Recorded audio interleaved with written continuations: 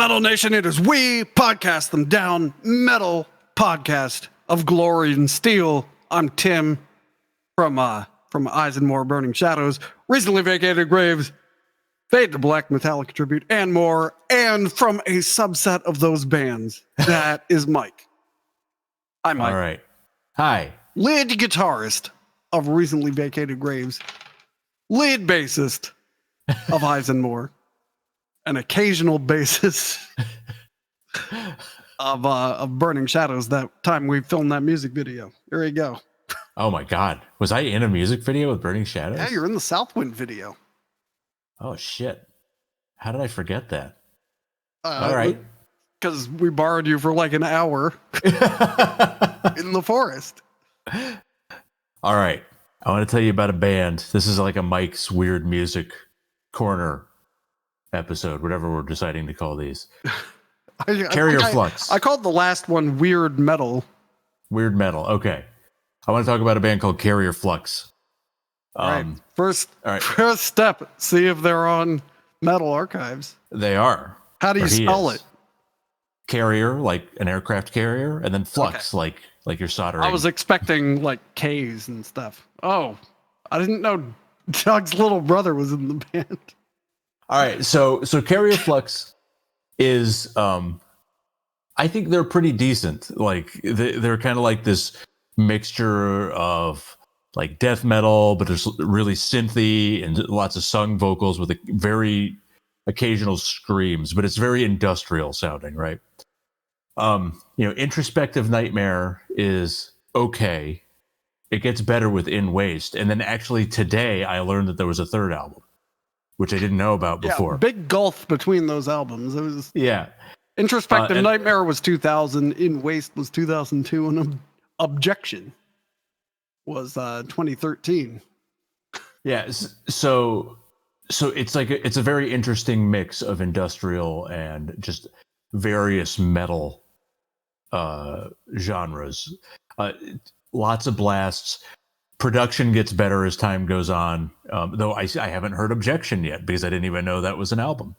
But the reason I got any of Carrier Flux's music is that for the longest time I was trying to hear this guy's first band, VORPAL Bunny. VORPAL, like the VORPAL sword from Jabberwocky? Yeah, I think the VORPAL Bunny is the bunny from Monty Python's The Holy Grail, if I'm not mistaken. But yes, it's just VORPAL Bunny. And if you look at the demo tape, which was the only thing that was out when I initially tried to get into Carrier Flux, it's like a Rambo-looking bunny. Right? Oh, holy shit. Yeah, there's a lot of... Hold this up. There's a lot of tracks here. Like you got all the lyrics. I love that it's a sheet of printer paper that he printed out. Yeah, and so like for the longest time I was trying to hear this demo. And I could not find it on the internet. You still can't really. There is a YouTube video of it that I found today. Reign of the Lepus, mounted on hooved Shih Tzus we stand. We are the horizon, our mass is untamed. I'm leading revenge on mankind as his wolf. All right. Yeah, so it's sort of ridiculous. But I spent a significant amount of time trying to find anything from this band. So as I was thinking about this episode today, I decided to Google VORPAL Bunny Bandcamp. And sure enough, there is a VORPAL Bunny Bandcamp.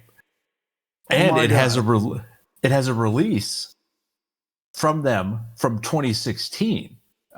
Hey, wait a minute. Which is even more recent than the latest Carrier Flux album. Raid on the Pumpkin Patch is the second track. Yeah, At the Burrows, Raid on the Pumpkin Patch. Hey, the Wolves. How great is his artwork? Oh, the artwork is fantastic. It's a pentagram with a bunny inside. Either tired bunny or vicious bunny. Right under the song track titles, it says, "Here at VORPAL Bunny, we don't like early 1990s Swedish death metal. We love early 1990s Swedish death metal. And listening to this EP, which is the first Vorpal Bunny I've ever heard, Yeah. it's really good. Like, it's not like the most sublime heavy metal I've ever heard in my life, but I like it. And this is like the only thing that you can get easily by Vorpal Bunny. You cannot get anything else. I'd like to point out you can buy this is what I don't get about Bandcamp. When some bands put stuff up on there, you can buy the digital album for $3.33, or you can name your price for all 3 tracks. So you could just buy each track for $0. But yeah, like there's not a whole lot more to say about this because this is, as far as I can tell, this is the entire like Carrier Flux and Vorpal Bunny is the entirety of Jeff Phillips' musical output. And as far as I know, Jeff Phillips is kind of like most of he does like all the songwriting for both these bands. I could be wrong about Vorpal Bunny because it looks like there's Brian James Hubner. Yeah, and it looks like Jeff Phillips was in a band called Cold Colors for like a year. I think there's more to say about this. I mean, first of all, this Vorpal Bunny logo they have on there is clearly painted by hand on a canvas. Oh, that's pretty cool. I did not notice that. So someone at some point painted a canvas black except for Vorpal Bunny. The album is Lepus at the Gates. Lepus is like a mythological rabbit, isn't it? It's a constellation. It's the rabbit constellation. Let's see, lying just south of the celestial equator. Its name is Latin for hare, and it's immediately south of Orion the Hunter.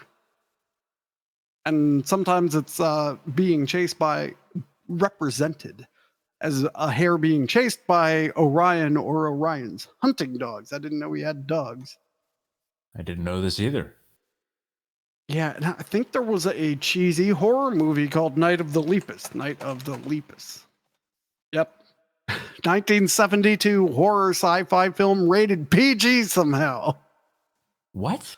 Also known as Rabbits. That's awesome. It's like the birds, but the rabbits.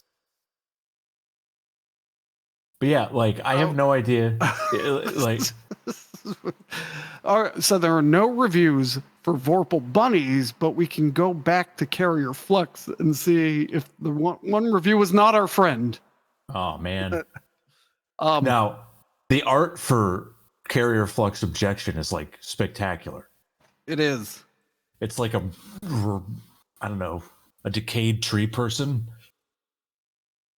Yeah, it's like I was gonna say it's like an ent, but it's not. You know. I get what you're saying though. It's like a person has been trapped by vines and had their humanity drained from them and replaced with woodness. Like I don't see what this has to do with objections. This guy, though, Jeff Phillips, it looks like he was like periodically prolific, but as far as I can tell, he hasn't done anything since. You can find the Vorpal Bunny Facebook page, and it is very irreverent, and then it just ceases. The themes are humor and animal rights. Yeah. So, and that's about it. Like as far as I can tell, he's disappeared. I don't know what he's doing now. He posted on the Carrier Flux Facebook page in 2019. and it shows him with a lot of resistors and apparently is soldering together an equalizer. No, every DAW has one built in now, right? Carrier Flux's themes are introspection, objectivism, Ayn Rand, death, and collectivism. And then the official genre is industrial blackened Gothic metal, which sounds like something we'd come up with, to strip a band of its supposed genre.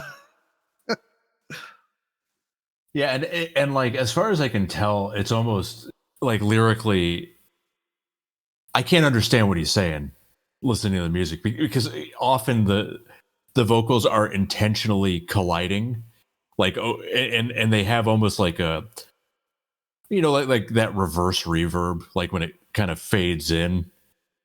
Yep.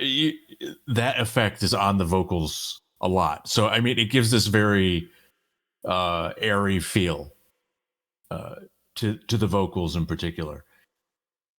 So I have no idea how much Ayn Rand truly comes into play here. Right. Yeah. Who's listening to the backwards reverb lyrics that hard? Yeah, but overall, interesting band. Highly recommend checking them out.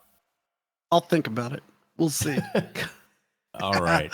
I'll put links down there. Oh, and Matt's here. What, Matt?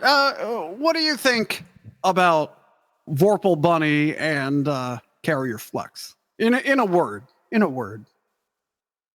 Delicious. All right. Cast them down. Kind of tastes like strawberry, in fact. I'm really jealous of you right now. You should be.